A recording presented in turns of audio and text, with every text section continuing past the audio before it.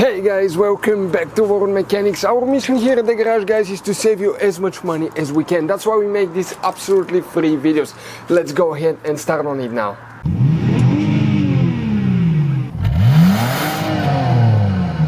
So let's start on it now. So what we guys have here, we're going to demonstrate on that generation Dodge Ram right here. What we guys need to do first, we need to go ahead and open the hood.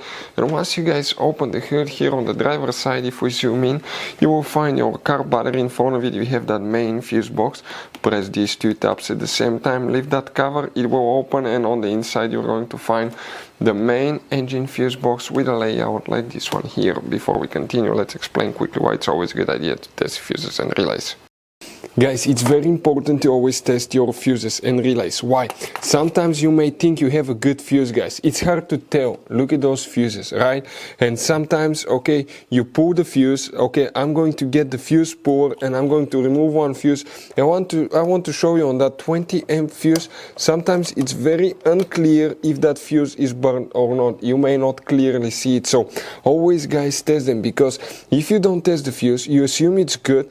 You end up spending money, time and diagnostics for problems that do not exist, guys. So you can just waste your money and time. Always test your fuses, always test relays.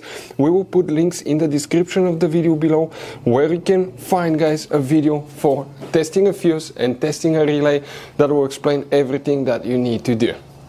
If you guys need to buy any parts, tools for your Dodge Ram, fuses, relays at a really good price, quick shipping, that way you do not waste money and time, we're going to put a link in the description of the video below for your convenience. Please check it out.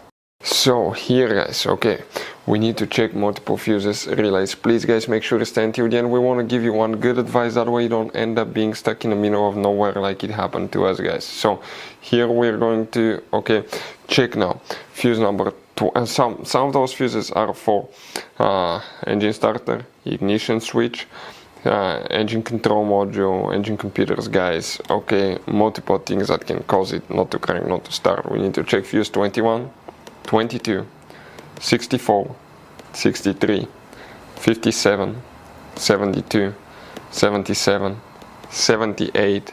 Then you need to check, guys, fuse number 51 right here. 52, that's for the immobilizer, for the key recognition module as well, the RF hub module, guys.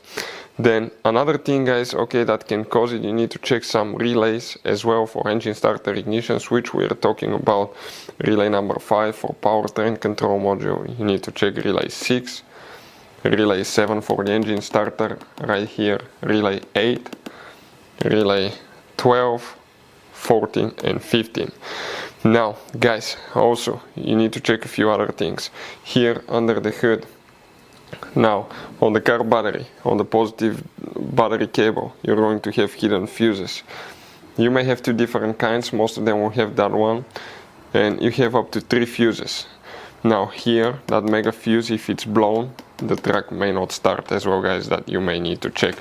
Now, other things that can cause it not to start, okay, could be bad radio frequency hub. That's the RF hub, that's the hub that detects the key. It could be bad key fob. If the car doesn't recognize the key, it will not start. It could be, guys, bad engine starter. Make sure the engine is not locked up. Okay, and make sure the ignition switch is working correctly as well. Those are some of the most common things that we see here at the garage. So that will be the first things that we're, guys, going to check.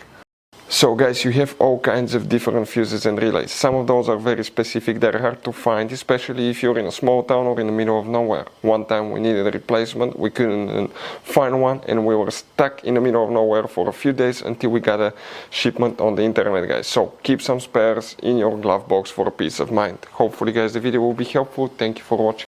Hopefully, guys, the video was helpful. Please do not forget to comment, like, subscribe. That way we can keep making these absolutely free videos. Guys, we have more than 19,000 free repair videos on our YouTube channels that can, guys, save you thousands of dollars in future repairs. Check them out. Thank you, guys, for watching, and see you next time.